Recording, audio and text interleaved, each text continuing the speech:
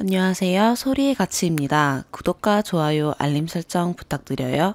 오늘의 사연 시작할게요. 첫 번째 사연입니다. 제 인생에 글 쓸 날이 오리라곤 상상도 못했는데 결혼 반년 만에 그날이 오네요. 혼자선 해결이 안 되어 객관적인 의견을 여쭙고자 합니다. 결혼 전에 뵌 시댁 어른들은 따뜻하고 좋은 분들이셨기에 결혼식 후에도 그 마음만 가지고 대했어요. 전 저희 부모님께도 당장 해결해야 하는 궁금증 아니면 안부 전화 한 번 해본 적 없는 딸이지만 시댁엔 1, 2주에 한 번 전화도 드리고 백신 접종하시는 날 기억했다 어떠시냐 일부러 묻기도 하고 저희 시어머니 요리도 잘하시고 손도 많이 크셔서 시댁 한 번 다녀오면 맛있는 것 엄청 받아와 감사하는 마음으로 먹고 살았습니다. 문제는 첫 어버이날 결혼 2달 뒤 터졌어요. 점심엔 친정에서 배달 음식, 저녁엔 시댁 어른들과 외식을 하기로 하였고 당일 아침 외출 준비를 하고 있는데 갑자기 남편에게 신호의 연락이 왔어요. 엄마가 샤브샤브 해먹재. 남편이 나가서 먹는 거 아니었냐고 물었더니 이미 재료 준비 다 해두셨다고. 그래서 원래 약속 시간이었던 6시 맞춰 시댁으로 가면 되겠다 했어요.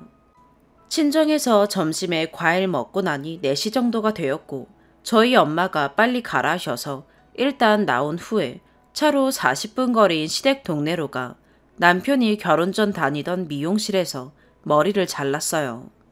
이건 갑자기 추가된 일정이 아니고 남편이 몇 주 전부터 벼르던 일이에요. 그런데 예약 없이 간 미용실이라 시간이 좀 걸렸고 어머님 출근하시고 혼자 음식 준비하느라 고생했을 아가씨가 걸려 아이스크림 선물 좀 사느라 시간이 더 지체돼 6시 10분에 시댁에 도착했어요. 10분 늦은 거 정말 죄송했어요. 이건 저희 잘못이에요. 시댁에 들어섰는데 어머님이 나오시며 남편에게 어르신 오셨습니까? 하시는데 제가 그때까지 눈치를 못 채고 어머님 오늘 어버이날인데 대접받으셔야 하는 날 요리를 하시고 왜 고생을 하셨어요? 라며 주방에 들어선 거죠. 제 대사에 어머님이 폭발하셔서 그래 이게 뭐야 하면서 소리치시기 시작했고 하나가 철이 없으면 다른 하나라도 철이 있어야지 둘 다 철딱서니가 없고 생각이 없다며 화를 내기 시작하셨어요. 화장실 갔던 남편이 나와서 왜 그래 뭔데 나한테 말해 하니 어머님이 넌 나가 있어 이런 데 끼는 거 아니야 하셨는데 남편이 안 나가고 버티고 서 있으니 공기가 무거워 전 제 도리가 그건 줄 알고 남편한테 나가 있으라고 손짓했고 어머님과 단둘이 남게 된 주방에서 저는 한동안 호통을 들었어요. 시간이 지나도 기억에 남는 몇 가지는 첫 번째, 어버이날인데 아침에 전화도 없었다. 저는 저녁에 직접 뵈러 가니 아침 전화 인사는 상상도 못했어요. 두 번째, 날이 날인데 일찍 와서 상 준비를 같이 해야지 생각이 없다. 원래 외식하기로 했던 일정이라 제가 시간 당겨가 요리를 해야 하는 건 생각도 못했고 남편도 엄마가 당일에 갑자기 바꾼 약속이니 그냥 6시 맞춰가면 된다고 했어요. 세 번째, 너희 친정엄마도 그렇다. 애들을 빨리 가라고 해야지 붙잡고 있느냐. 저희 집에선 당일 저녁에 시댁으로 가는 걸 모르셨어요. 제가 그 전에 어린이날에 시댁 식사할 것 같다고 하고 바뀐 일정을 말 안 드렸거든요. 그러다 오후 3시 반쯤 일정을 아시고 어머 그럼 빨리 나서라 하고 내보내신 거예요. 친정 얘기하실 때는 정말 눈물이 찔끔 났는데 어머님이 너무 화가 나 있으시니 일단 죄송합니다 한마디 하고 고개 수그리고 있었죠. 손으로는 계속 요리를 하시면서 중간에 너 잡채할 줄 아냐? 하셔서 아니요 했더니 무섭고 못마땅한 얼굴로 혼자 잡채 만드시고 제가 할 줄 아는 거 없는 거 맞아서 또 고개 푹 숙이고 있었어요. 남편은 어머님이 저한테 뭐라고 하신 것 때문에 화가 나서 저녁 먹는 동안 고개 돌리고 말 한마디 안 하고 어머님은 그렇다고 너 그렇게 꽁이 있니? 하셔서 제가 분위기 푸느라 어른들 말씀 혼자 다 받아들이고 남편 뭐 먹여주며 계속 기분 풀고 집에 갈 때 쌩하고 나가버리는 남편 뒤에서 어머님 얼굴 굳히고 따라가시기에 제가 어머님, 죄송해요. 제가 생각이 짧았어요. 다음부턴 일찍 올게요. 했네요. 어머님 안색 확 풀어지시며 그래 하시는 것 보고 집에 왔어요. 착한 며느리병이라고 지적받을 것 같은데 그날은 제가 그렇게 하는 게 가정의 평화를 유지하는 현명한 길이라는 생각이 들었어요. 그런데 시댁 밖에 나와서는 갑자기 긴장이 풀리며 너무 서럽더라고요. 차 안에서 펑펑 울었어요. 남편은 너무너무 미안해하며 자기도 밤 늦게까지 울고 정말 미안하다고 했고 남편 보고 살면 되지 뭐 하고 그날은 마무리됐어요. 그 이후로 시댁 산소에 새댁 인사 가거나 제 생일 챙겨주신다고 3번 정도 더 배웠는데 피해의식인지 저는 이상하게 매번 지적을 받는 기분이 드는 거예요. 남편이 우리 신혼여행 때 더워서 물을 얼려놨는데 다음날 가지고 나가는 걸 깜빡했다. 웃으며 말씀드리니까 제 쪽으로 고개를 돌리시며 네가 잘못했네 하신다던지. 평일 저녁에 전화드려서 저는 일하고 있고 땡땡씨는 게임 잠깐 하면서 소화시키고 있어요. 했더니 게임을 하게 하니 책을 읽게 해야지 하셔서 남편이 엄마도 평생 못한 걸 왜 며느리한테 그러시냐 하면 그건 다르지. 남자가 엄마 말은 안 들어도 자기 여자 말은 듣거든 하신 것 등. 몇 번 뵙고 전화드릴 때마다 제가 뭔가 잘못하는 게 들추어지는 것 같다는 느낌이 들어 긴장하게 됐고 때마침 제가 여름 3달간은 몰아쳐 바쁜 직중에 있어 그동안은 남편이 전담하여 시댁에 연락드리고 저는 뭐 주셔서 감사 인사 드릴 때만 전화를 드렸죠. 남편은 이 모든 감정에 대해 다 알고 있고 엄마가 직설적인 분이라 잘하며 부딪힌 적도 많았는데 자식들은 익숙해서 이해하게 됐다. 아기는 없는 분이고 말버릇이고 장난이니 서운하게 받아들이지 말자. 다만 어버이날 사건은 우리 엄마가 잘못하신 게 맞다. 그건 정말 너무너무 미안하다. 내가 앞으로 잘하겠다 한 상태예요. 실제로 저희 남편은 양가 어른들께 본인이 나서서 정말 잘합니다. 저는 생전 저희 집에 전화 한 통을 안 하는데 남편이 먼저 저희 집에 종종 전화드리고 카톡도 드리고 엊그제는 남편 주도로 친정 식구들이랑 산속 휴가도 며칠 다녀왔어요. 참 고맙죠. 시댁 어른들께도 알아서 연락을 잘하고 저는 그걸 전달받으니 아 그렇구나 잘하고 있구나 마음 놓은 1달 정도가 지났어요. 많이 길었죠. 이제야 제가 이 글을 적는 이유가 등장합니다. 여기까지 읽어주신 분들 적립 쿠폰이라도 찍어드리고 싶고 어떻게 해드려야 하나 감사해요. 어제 저녁 남편이 추석 방문 문제로 언제 가면 좋을지 필요하신 게 있는지 전화를 드렸다가 크게 부딪히고 얼굴을 굳힌 채로 나왔어요. 요지는 왜 자꾸 너만 전화를 하니? 내가 분명히 너희 결혼할 때 아들 목소리보다 며느리 목소리를 더 듣고 싶다고 이야기를 했었는데 내가 서운하게 한 게 있니? 삐졌니? 아무리 생각해봐도 이유를 모르겠는데 내가 산후조리원 얘기한 것 때문이니? 하셨다는 거예요. 그 전화 이후로 연락이 없다고요. 제가 지금 임신 15주인데 몇 주 전 통화를 하면서 어머님께 이제 산후조리원 예약을 하려고요. 뱃속부터 경쟁이 있어서 12주 넘어가면 예약이 힘들다고 하더라고요. 이런 말씀을 드린 적이 있어요. 그때 어머님이 글쎄 난 모르겠다. 난 내가 갇혀있는 게 너무 싫어서. 넌 네가 알아서 하겠지. 내가 산후조리 해준다고 하면 너가 불편할 거고 친정엄마랑 얘기를 잘 해봐라. 난 내가 산후조리원 그런 게 싫어서 라고 하셨고요. 전 사실 저 말씀엔 아무 상처도 받지 않았어요. 전 어른들이 뭐라고 생각을 하시든 무조건 산후조리원에 갈 거거든요. 저희 엄마한테 출산 직후 조리를 부탁드릴 마음도 없고 전 몸도 마음도 편하게 전문가들 손에 맡기고 싶어서 아, 어머님은 본인이 출산하면 안 가신다는 말씀이구나. 네, 하고 끊었죠. 어머님은 정말 여러 가지 변수를 놓고 고민을 하셨더라고요. 이것 때문에 서운했나 저것 때문인가 하시면서요. 남편이 어머님 직설적인 말투에 대해서 한 말씀을 드렸고 어머님은 모르겠다. 부모가 그런 말도 못하면 그럼 뭐 먹었니만 물어보고 살아야 하는데 난 너희 뭐 먹고 사는지는 관심이 없다. 서로 다른 건데 그런 말투에 상처를 받는다고 하면 정말 어렵다. 나도 어렵다.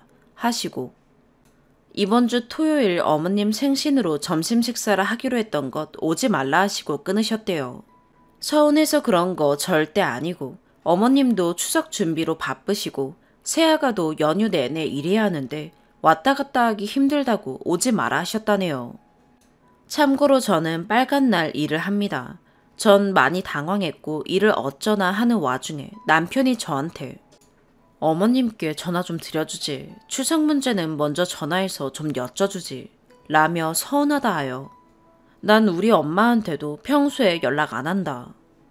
꼭 뵈야 하는 명절 같은 행사 있을 땐 내가 우리 집에 하지 않냐. 당신도 아들이 부모님께 연락 잘하고 있는데 왜 그러냐. 하고 크게 부딪힌 상태입니다. 남편은 제가 어머님을 무서워하는 거 알지만 자꾸 보고 부딪혀야 장애물을 넘고 가족이 되는 거라고 생각한대요. 남편은 처가에 잘하려고 하는데 제가 냉정하고 차가운 며느리인지 객관적으로 듣고 싶고 당장 내일 어머님 생신인데 오지 말라시니 제가 뭘 어떻게 해야 하는지 현명한 분들의 생각을 듣고 싶어서 길고 긴 글을 썼어요. 읽어주셔서 감사드리고 일부러 시간을 내어 남겨주시는 의견들은 더욱 미리 감사드립니다. 두 번째 사연입니다. 마음이 너무 답답하여 쓴소리, 조언, 공감을 얻고자 글을 써봅니다. 남편과 연애 4년, 결혼 2년 차예요. 올해 들어서 남편과의 관계가 남보다 못해요. 저희의 상황은 남편은 사업을 하고 연애 때부터 회사 규모가 점점 커지는 게 눈에 보였고 특히 결혼하고 작년부터는 코로나에 끄떡없이 더욱 승승장구하고 있어요. 어릴 때부터 고생한 자수성가예요. 저는 학원에서 아이들 미술을 가르치고 남편과 저의 소득은 어마어마하게 차이가 나요. 한 달 수입이 10배 차이 난다고 보시면 돼요. 저는 근로소득만 있고 남편은 근로소득과 불로소득, 부동산 합쳐서 어마어마해요. 참고로 각자 번 돈 각자 써요. 그러다 보니 부부지만 씀씀이 만나는 사람, 취미 등등에서 차이가 커요. 연애 때는 가치관, 성향이 잘 맞고 저를 너무 예뻐하고 질투도 많이 하고 사랑해줬어요. 조금은 숨이 막힌다고 느껴질 정도로요. 사업하는 사람이다 보니 비즈니스 모임도 많고 바쁜 거 아니까 저한테 신경을 못 쓸 땐 서운하지만 만나면 또 사랑이 느껴지니까 결혼까지 하게 되었죠. 결혼하고 나니 서로의 생활 습관이 너무 달라서 작년에 정말 많이 싸웠었어요. 남편이 아파트 마련했고 제가 그 집에 맞게 혼수해왔어요. 새 아파트, 새 가구들, 우리의 신혼집이란 행복에 매일 쓸고 닦고 치우고 그런데 남편은 정말 어지럽히긴 해도 정리정돈할 줄을 몰랐어요. 그냥 손 하나 까딱하지 않아요. 그러다 보니 같은 문제로 늘 싸우고 남편은 집이 편하지 않다며 결혼 후 밖으로 많이 돌았어요. 골프 모임이 정말 많고 모임 사람들과 1박 2일, 2박 3일씩 골프 치러 다녀요. 올해 들어 특히 더 심하네요. 이러다 보니 대화할 시간도 없고 남편은 저와의 저녁 약속 같은 건 쉽게 깨버리고 주말마다 혼자 밥 먹는 게 다반사예요. 남편이 이제 저를 사랑하지 않는 것 같아서 올해 들어 너무 외로웠고 정말 많이 울었어요. 남편한테 작년처럼 하지 않겠다, 잔소리하지 않고 집에서 편하게 있게 하겠다 라고 말해도 남편은 이미 저에게 정이 없다는 듯 무심해요. 제 잘못도 있는 것 알아요. 제가 조금 결벽증이 있어서 지저분한 것 못 보고 물건은 항상 제자리에 있어야 해요. 내가 양보할 걸, 그냥 내가 치우고 정리정돈하고 말 걸, 그럼 싸울 일 없었을 텐데 후회도 되고. 연애 때는 늘 예쁘고 단정된 모습만 보이다가 결혼하고 코로나가 터지고 마스크 쓰고 출근하니 화장도 안 하게 되고 무급휴가로 집에서 보냈던 달도 많았고 하다 보니 집에서 초췌하게 있는 모습을 많이 보였어요. 가끔 같이 외출할 때 저에게 이런 말을 해요. 화장한 건 대체 언제 본 건지. 연애 땐 그렇게 질투나게 예쁘더니만 결혼하고 나서는 누구세요?가 됐네. 이런 말을 많이 했어요. 제가 자기 관리 못한 건 맞아요. 외출할 때 대충 입고 마스크 쓰니 화장도 안 하고 또 화장도 안 하니 머리는 질끈 묶고 결혼하고 3kg도 쪘어요. 그래서 일주일 전 2달 만에 남편과의 외출이라 예전처럼 화장하고 예쁘게 하고 옷도 신경 써서 입고 나갔는데 저녁만 먹고 집에 와서 업무 전화 1시간 넘게 하다가 쿨쿨 자더라고요. 어제 제가 남편과 대화하려고 오빠 여름 휴가인데 나는 오빠와 하루라도 산책도 하고 카페도 가고 싶어 하니까 너 카페 싫어하잖아. 오빠 이제 내가 잘할게 하니 됐어. 결혼하고 이 집 와서 나는 밀렸어. 집에 밀리고 침대에 밀리고 넌 나보다 그런 것들이 더 중요했어. 이러더군요. 그래서 이젠 안 그래. 오빠가 제일 먼저야. 예전처럼 돌아가자. 라고 했는데 이런 얘기를 해요. 남편 모임에 친한 친구가 있는데 그 부부도 저희와 비슷한 시기에 연애하고 1년 일찍 결혼해서 그 부부는 연애 3년, 결혼 3년 차예요. 두 부부 다 아이는 없고요. 연애 때 다 같이 만나서 식사도 몇 번 하고 술도 마시고 그래서 안면이 있어요. 남편이 모임 친구 가명인 철수는 좋아하지만 그 와이프는 싫어했어요. 인성이 별로라면서 뭐라 했고 다 같이 만날 때마다 저를 질투하고 직설적으로 말하면서 저를 공격한다고 싫어했어요. 그래서 더 이상 모임하는 건 하지 않겠다 하고 철수한테도 의사 밝히고 철수 와이프가 실수한 것 꼬집어주고 철수가 저한테 미안하다고 와이프 대신 사과한 적도 있어요. 남편과 철수의 사이는 여전히 좋아요. 그 부부 얘기를 꺼내면서 철수는 주식으로 정말 엄청나게 돈을 벌었대. 몇백억 벌었어. 그리고 철수 와이프도 10억 이상 벌었대. 아마 사실일 거예요. 철수는 주식 공부를 피나게 하는 사람이고 바다까지 가기도 했었고 엄청 벌기도 하고 그런 사람인데 철수 와이프는 연애 시절 철수가 시키는 대로 주식을 해서 지금 이렇게 벌게 된 거예요. 그래서 저는 와 부럽다. 철수 와이프는 그 돈 재테크 잘해서 더 불리고 일 안 해도 되겠다. 좋겠다. 부럽다. 오빠도 철수가 하라는 주식했으면 몇백억 벌었을 텐데 오빠가 하고 싶은 주식해서 후회하지 않아?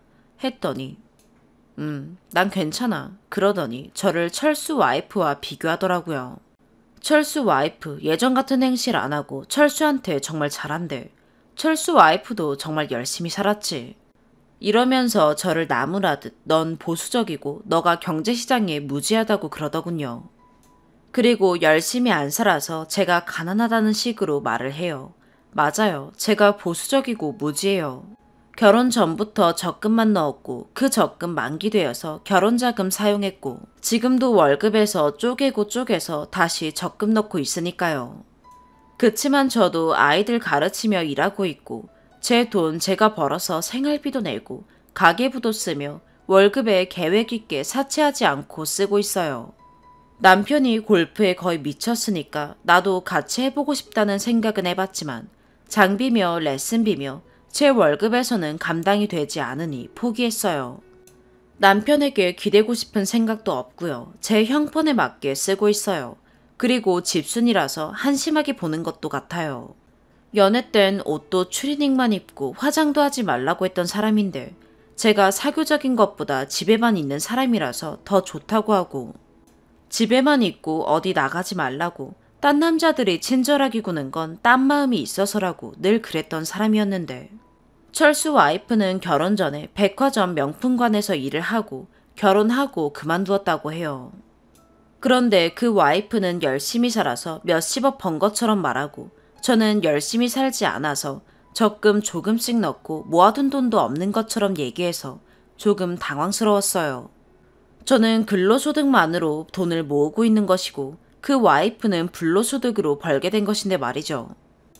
예전부터 생각으론 주식 해봐야지. 지금은 시대가 변했으니까 근로소득만으로 살 수 없고 은행 이율도 낮으니 나도 이제 주식을 해야겠다 했거든요. 그래서 남편한테 나도 주식하고 싶은데 철수한테 어디에 할지 물어봐 줄 수 있어? 뭐부터 해야 해? 하니까 땡땡은행 가서 뭐 만들고 뭐 가져가고 땡땡은행에 아는 사람이 있으니까 내가 전화해 놓을게. 가기 전에 전화해. 주식통장 개설하면 그때 어디 할 건지 알려줄게 그러더라고요. 남편은 그리고 다음 날인 목요일에 2박 3일 골프 치러 아침부터 나갔어요. 주식통장 만들려고 남편한테 그쪽 은행 사람한테 말해달라. 그리고 지금 적금 넣고 있는 거 태약을 먼저 하고 그쪽 은행을 가냐 물어보려 전화했는데 남편은 안 받더라고요. 오빠 전화 안 받네. 전화 좀 줘. 카톡 메시지 남기니 응. 답장은 오고 전화는 아직까지 안 오네요. 사실 이런 경우가 올해 들어 계속이에요.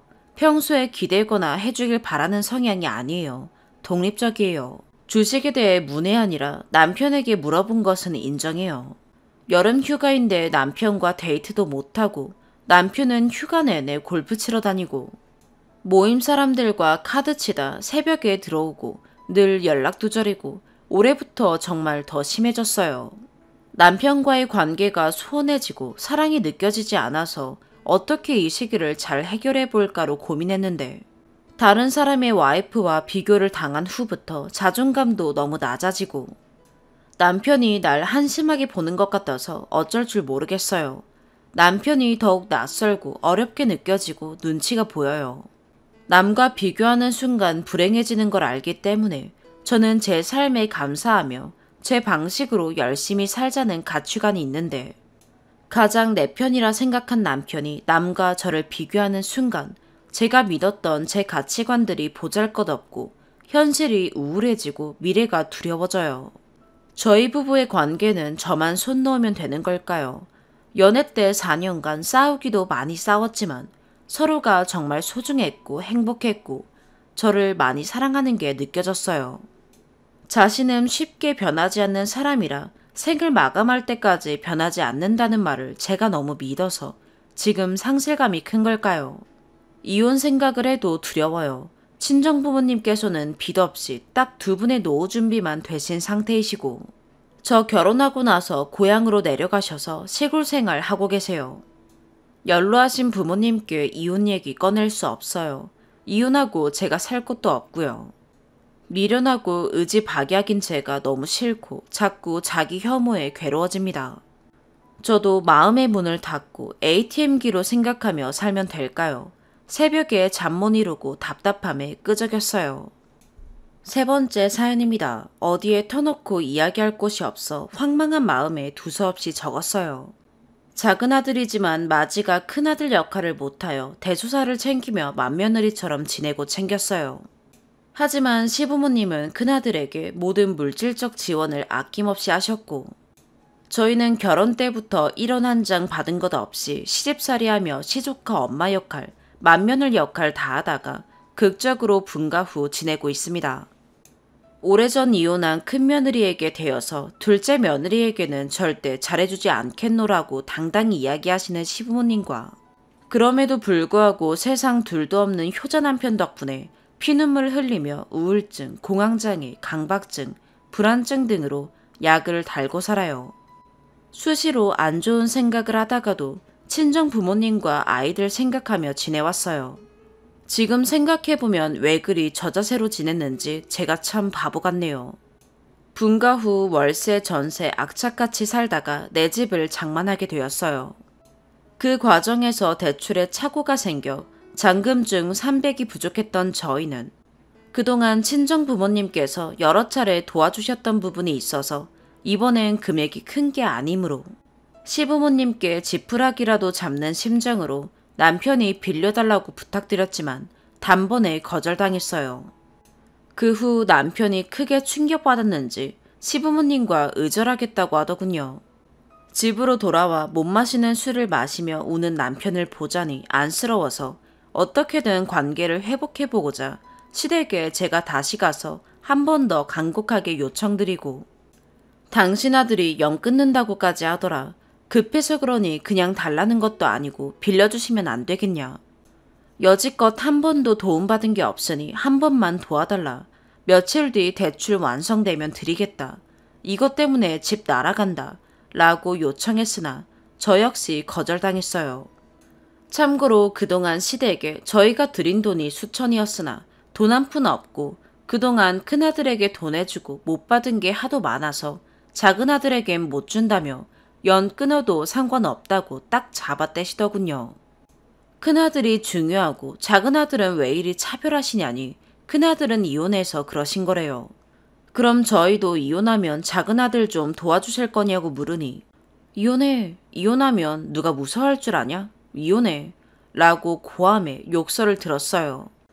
오죽하면 이렇게 사정하는 거 아니냐 도와달라고까지 했지만 두 분의 강경한 모습에 저 역시 상처받았고 당신 아들이 절연한다 해서 화해시키고 풀려왔는데 그냥 당신들 아들 뜻대로 지내겠노라고 그리 아시라고 하고 나온 뒤 어느덧 8년이 흘렀습니다. 시부모님은 저더러 이 동네에서 얼굴 들고 다니지 못하게 동네방네 소문내겠다는 등 삿대질하며 막말을 하셔서 아직도 그때 생각하면 속에서 천불이 납니다. 이때 대인 기피증까지 추가되었지요. 아주버님은 남편더러 길에서 만나면 칼로 찔러버리겠다는 무시무시한 험한 말까지 해서 남편도 우울증에 대인 기피증 약을 달고 살았어요. 그 후 8년 동안 남편은 정말 영 끊고 지냈는데 얼마 전 시어머니가 돌아가셨다는 소식을 듣고 장례를 치르며 다시 시댁과 교류하게 되었어요. 그 사이 시어머니는 시아버지와 이혼 후 큰아들과 함께 사셨나 봐요. 남편은 본인 대신 어머니를 모신 형에게 고맙고 미안하다며 본인이 죄인이고 천벌받겠다고 하더군요. 그 욕 들은 것은 까맣게 잊었더라고요. 장례식 또한 가관인 것이 상갓집 가족 명단에 남편 이름까지만 적혀 있고 저나 우리 아이들 이름은 적혀 있지도 않더군요. 남편은 장례 치르며 8년 전의 일은 모두 잊고 그저 아들 역할을 못한 불효자라는 죄책감이 쌓여서 죄인 모드였고 저는 조문객 받으며 조문객들의 미친 듯이 노려보는 시선들을 감당하며 어떤 분은 잘 알지도 못한데 사람들 다 있는 데서 저더러 어떻게 그럴 수 있냐며 큰 소리로 질타를 하네요.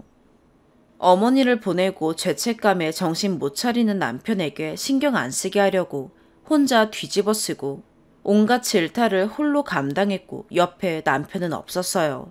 다시 공황장애가 도지더라고요. 나중에 상 치르고 보니 아주버님이 회생 중이라 모든 생활을 시어머니 명의로 생활했더라고요. 사실 아주버님은 우리 결혼 전부터 숱한 금전 문제들이 있었고 분가할 때까지도 계속 끊임없이 문제가 터졌던 분인지라 이후로 돌아가신 어머니 대신 남편에게 도움의 요청이 올 수도 있기에 우려되어 시댁 쪽으로 금전적 지원 또는 명의를 빌려주는 등을 일절 금하며 우리 집 명의를 부부 공동 명의에서 제 이름으로 단독 변경하며 시어머니 집에 대한 유산을 아주버님과 남편의 바람대로 큰아들이 다 받고 우린 받은 게 1원 없이 상속폭이 처리되었어요. 생전에도 그러셨는데 돌아가신 후로도 모든 게 큰아들에게 갔지만 아깝진 않았어요. 유산바라고 상 치른 게 아니라 상심에 빠진 남편 마음 추스리는 게 우선이라 여겨졌기에 남편 뜻대로 진행하고 마무리 지었어요. 온전히 그 마음이었어요. 그런데 그 후 남편은 희한하게도 시댁 쪽으로 기울여서 8년간 저 때문에 연락 안 하고 지내왔던 식으로 저에게 책임 전가를 하고 그날의 이야기를 다시 알려줘도 본인은 저랑 시부모님이랑 대화하는 순간에 함께하지 않았으니 모른다는 식으로 말하는 모습에 정말 속이 뒤집어졌어요. 다른 사람도 아닌 남편이 어찌 이러나 싶고 말이죠. 역시 팔은 안으로 굽는다는 말이 진리더군요. 살 의욕도 없고 스트레스가 극에 달하니 음식물을 못 삼키게 되더라고요. 그나마 우유를 삼킬 수 있어서 한 팩으로 하루 먹으며 지내다 보니 빈혈로 쓰러져가며 지냈어요. 그러다 친정엄마가 애들 생각해서 일어나야 한다 하셔서 다시 살아나갔어요. 그러나 그 뒤로도 남편은 혼자 지내는 형이 너무 불쌍하다며 필요 이상으로 신경 쓰며 마치 시어머니에게 하듯 하더라고요. 그러면서도 제가 하는 말, 표정 하나하나 매우 예민하게 반응하고 삐져서 정말 시가 관련해서는 입 밖으로 말하기 전에 남편 마음 거슬릴까봐 두세 번 생각하고 말하고 표정 하나도 신경 쓰고 초긴장으로 남편에게 맞춰주며 지내왔어요. 제가 생각할 땐 2살 위인 형인데 그토록 맹목적인 남편의 모습이 뭔가 비정상이라 여겨지면서도 저게 핏줄의 힘인가 싶더군요. 여기까지가 지내온 사연이에요. 이것도 사실은 매우 축약해 놓은 것이지만 배경사항을 알아야 하므로 적었고요. 문제는 엊그제 터졌어요. 잠시 쉬는 사이 남편이 형에게 다녀오며 텀블러 같은 걸 가져왔더라고요. 아이에게 보여주며 남편이 말하길 큰아빠가 만든 보조 배터리인데 직접 납땜하며 용접을 해서 만들었다 하고 아이는 신기해하며 흥미를 보이며 보고 있고요. 그러고 있는 모습을 보니 순간 뉴스에서 봤던 각종 배터리 사건 사고들이 떠오르며 대기업에서 만든 것들조차 문제가 있는데 개인이 일반 가정집에서 납땜하며 만든 제품이다 보니 불안한 생각이 들더라고요. 그래서 아이에게 안정성이 검증되지 않았으니 쓰지 말아라 라고 이야기했어요. 사실 아주버님이 전자전기 전공자도 기술직 종사자였던 것도 아니고 요식업에 종사했던 분이고 지금은 전자기기나 기술이 아닌 다른 일을 하시거든요. 남편이 원하는 물개박수 쳐주고 그런 다음에 안정성을 말했어야 했는데 아이 걱정에 짧게 말한 게 잘못인가 봐요. 그 뒤로 남편이 말을 안 하고 다음 날까지 무건수행하며 지내다가 다음 날 오후 저에게 A4 용지 3장을 적어서 보내왔어요. 첫 줄을 읽어보니 전날 제가 큰 실수를 했고 본인은 매우 화가 나 있다며 자기 형이 만든 물건에 대한 저의 첫마디가 쓰지 말란 말을 해서 화가 났다는 겁니다. 어이없는 건 며칠 전 친정에서 1박한 뒤 엄마가 스킨 에센스를 한 통에 넣어서 쓰시다가 남편에게 바르라고 주셨는데 남편은 장모님 기분 상하실까봐 아무 말 없이 썼는데 저는 왜 안정성을 운운하며 쓰지 말라 했냐며 따지더군요. 사실 친정엄마가 쓰시는 건 누구나 다 아는 메이커 스킨과 에센스 완성품을 한 곤병에 담아둔 건데 안정성을 따질 게 뭐가 있는지. 오히려 비전공자가 일반 가정집에서 납땜해가며 만든 보조 배터리가 훨씬 불안한 게 상식적이지 않나요? 제 생각이 잘못된 건가요? 남편의 생각을 도무지 이해할 수가 없어요. 그동안 남편 자존심 상할까봐 모든 것을 조심 또 조심하며 맞춰주며 살아왔거든요. 저희 친정 부모님도 저에게 늘 남편이 상처가 많은 사람이니 네가 감싸줘야 한다며 당부하셨고 사위 기죽지 않도록 늘 잘해주셨고요. 저는 남편 만나 살며 식성도 종교관도 가치관도 옷차림도 심지어 사는 지역도 모든 것을 남편 위주로 맞춰주며 살아왔는데 더더욱 예민해지는 남편 때문에 너무나 힘이 듭니다. 남편 말대로 제가 못된 건지 초예민인 남편에게 언제까지 이렇게 가슴 졸이며 살아야 하나 너무너무 지옥 같아요. 싹 다 끝내고만 싶은데 그러기엔 큰 시험 앞둔 사춘기 아이들이 지금도 눈치를 살펴요. 조금만 큰 목소리가 나와도 힘들어하는데 너무 큰 상처 받을 테니 이러지도 저러지도 못하고 속만 썩어 문드러져요. 어디서부터 잘못된 건지 제 삶이 너무나 불행하고 그냥 살기 싫은 생각만 듭니다. 4번째 사연입니다. 30대 여성이고 고딩 때부터 절친의 친구가 있습니다. 둘 다 기혼에 아기 하나씩 있고요. 저희 집은 맞벌이 가정이라 상대적으로 여유가 있는 편입니다. 친구는 저보다 일찍 취업했지만 결혼한 지 얼마 안 됐을 때 일이 힘들다는 이유로 그만두고 아기를 바로 가졌습니다. 남편 월급은 많지는 않고 외벌이임에도 불구하고 인테리어 소품 같은 거 월에 몇십씩 산다거나 다이어트 약을 산다거나 아기 관련 물품 필요한 것 외에도 예뻐 보인다 싶으면 산다거나 한 주도 빠지지 않고 놀러 나가서 외식을 한다거나 하는 등등으로 돈을 헤프게 쓰는 편이었고 재테크에 대한 상식, 돈을 모으는 방법 등에 완전히 백지인 상태였습니다. 친구는 고등학교 때부터 그랬습니다. 그래서 취직 후에는 친구 어머님이 관리해 주셔서 결혼 자금은 다행히 모은 상태로 결혼했고요. 그러다 보니 매달 모으는 돈은 당연히 0원이었습니다. 애가 클수록 마이너스 나는 달도 생기면서 신용카드로 겨우 살거나 시부모님께 빌리거나 그래도 안 되면 저에게 소소하게 빌렸었어요. 월말에 10만원 내외 수준으로요. 다행히 저에게 빌린 돈들은 어쨌든 갚았습니다. 2달 뒤, 3달 뒤쯤이요. 반대로 저는 어렸을 때부터 돈 모으는 것에 재미를 느끼는 사람이었고, 재테크에도 관심이 많고 물건 욕심이 많지 않아 쓰는 돈도 적은 편입니다. 항상 미래를 준비하자라는 가치관을 가지고 있고요. 그런 저에게 이 친구는 정말 친하긴 하지만 이해가 안 되는 부분들이 많긴 했어요. 보통 저희 집에 놀러 오면 푸념만 하고 갔습니다. 너네는 좋겠다. 와, 식색이 엄청 비싸지 않아? 부럽다. 와, 애기 거 이거 너무 이쁘다. 나도 사주고 싶다. 우리 남편 월급으로는 진짜 생활하기 너무 빠듯해. 등등. 그래서 제가 하루는 날 잡고 제 나름의 돈 모으는 법도 알려주고, 애도 이제 나름 컸으니 어린이집 보내고 취직을 해라. 이제 외식이랑 외출 줄여라. 충동구매 줄여라. 등등 그동안 하고 싶었던 조언들 다 했습니다. 정말 심각하다고 느낀 게 모바일로 적금 드는 법도 모르더라고요.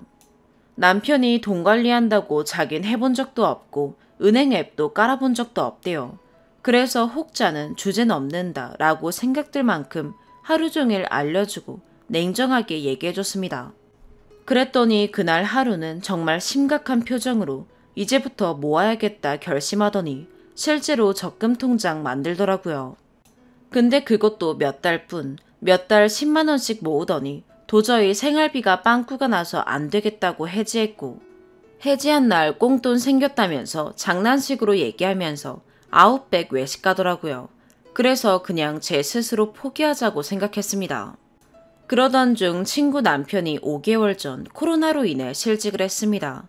안 그래도 모아둔 돈도 없는데 큰일 났다 싶더라고요.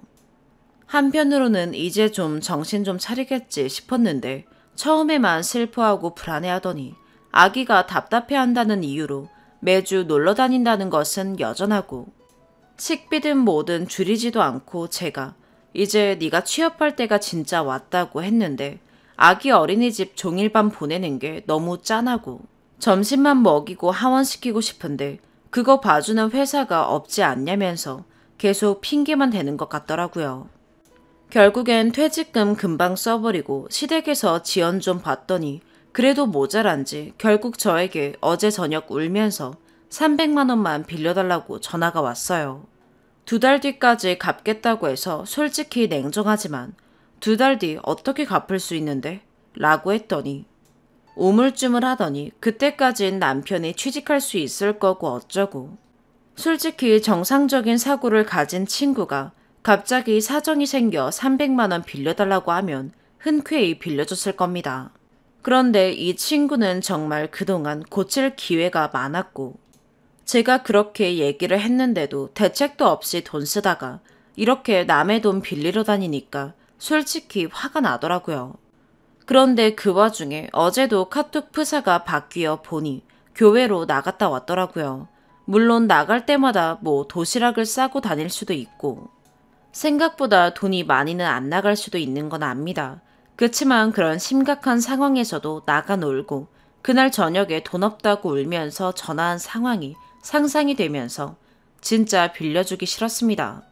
일단 생각해 보겠다고 전화 끊었는데 상식적으로는 너무 화도 나고, 돈이 아까워서가 아니라 이 친구가 언제까지 이렇게 살 건지 답답하기도 하고, 그동안 10만 원씩 몇 번을 빌려주다가 이번에 몇백이 되면 나중에는 진짜 더 큰 금액을 빌려달라고 하면서 서로 감당 안 되는 일들이 벌어질 것 같기도 하고, 그치만 친구 자체는 참 착하긴 하고 워낙 오래된 친구여서 제가 너무 냉정한가 싶기도 합니다. 제가 어떻게 하는 게 좋을지 조언 좀 해주세요. 안 빌려주고 정신 좀 차려봐라 라고 냅두는 게 좋은 걸까요? 아님 그래도 빌려주긴 할까요? 추가. 많은 댓글 남겨주셔서 감사합니다. 저도 오늘 하루 종일 댓글 계속 확인하면서 많은 생각했네요. 고민 하다가 결국 방금 전화했습니다. 방금도 바뀐 것 같더라고요. 많은 댓글에서 제안한 것처럼 남편이 안 된다고 했다 등등 거짓말을 할까 생각도 했지만 워낙 오래된 절친이기에 오히려 솔직하게 말하자고 다짐하고 얘기했습니다. 친구가 2주 전 생일이었고 그때도 카톡 선물 주긴 했지만 친구에게 말하길 너에게 주는 생일 선물이라고 생각하고 100만 원 입금했다. 돌려줄 필요는 없다. 하지만 앞으로는 너한테 돈 절대 안 빌려줄 거다. 너를 너무 사랑하기 때문에 더욱더 돈 거래는 안 하고 싶다. 서운할 수도 있지만 너를 위해서 더욱 빌려주고 싶지 않다. 솔직히 이렇게 어려운 상황에서도 취직 생각도 안 하고 놀러만 다니는 네가 나는 너무 답답하기도 하고 친구로서 걱정도 너무 많이 된다. 내가 이번 한 번만이라고 생각해서 빌려주면 사람이란 게 계속 믿을 구석이 생기니까 위기감을 느끼지 못할 것 같다. 내가 무슨 말을 하는지 곰곰이 생각해 보길 바란다. 이런 내용들이었어요. 가만히 듣고 있다가 알겠다고 하고 끊더라고요. 확실히 서운함이 커 보였고 목소리 들어보니 울컥한 것 같아요. 그래서 황급히 끊더라고요. 저도 끊고 보니 너무 선생님처럼 말했나 싶어서 뒤늦게 수위 좀 조절할까 싶었는데 이참에 댓글에서처럼 확실히 얘기하는 게 앞으로의 둘의 관계에 있어서도 좋을 것 같더라고요. 어쨌든 여러 조언 감사합니다. 제발 제 마음이 닿아서 친구가 정신 좀 차렸으면 좋겠네요. 두 번째 추가. 100만 원 준 걸로 갑론을박이 많네요. 물론 호구 맞습니다. 저도 친구가 무조건 갱생할 거라 믿기에 준 것도 아니고요. 본문엔 길어질까봐 말 못한 심각성들이 많기 때문에 쉽게 고쳐질 거라 생각 안 해요. 고등학생 때부터 맨날 용돈 부족해서 휴대폰 결제 10만 원씩 하고 월 말에 어머님한테 뒤지게 혼나고 그랬던 기억이 있어요. 100만 원 주면 관계를 이어나갈 수 있겠지 해서 준 것도 아니에요. 다만 10년 넘게 어쨌든 이 친구와 좋은 추억들을 많이 가지고 있었고 그만큼 행복했어요. 워낙 소심해 마음을 쉽게 못 열었던 고등학생 시절 저에게 먼저 다가와줘서 고등학교 친구 꽤 많이 사귈 수 있었던 것도 이 친구 덕분이었고 그런 것들에 대한 저의 마지막 선물이라고 생각했고요. 그럼에도 앞으로 또 돈 빌려달라고 연락 와도 절대 주지 않을 자신 있습니다. 그땐 정말 연 끊을 결심하고 100만 원 준 거예요. 솔직히 서운해도 고맙다고 얘기할 줄 알았는데 그렇지 않아서 가슴이 쿵 내려앉을 정도로 충격 먹었고 내가 알던 그 친구가 맞나 싶을 정도예요. 적어도 심성은 정말 착한 친구라고 생각했는데 본인이 급하니 기본적인 인간 도리도 생각 못하게 됐구나 싶어요. 어제 잠을 계속 설칠 만큼 저에게도 너무너무 힘든 시기네요. 오늘의 사연 여기까지입니다. 구독과 좋아요, 알림 설정 부탁드려요. 시청해주셔서 감사합니다.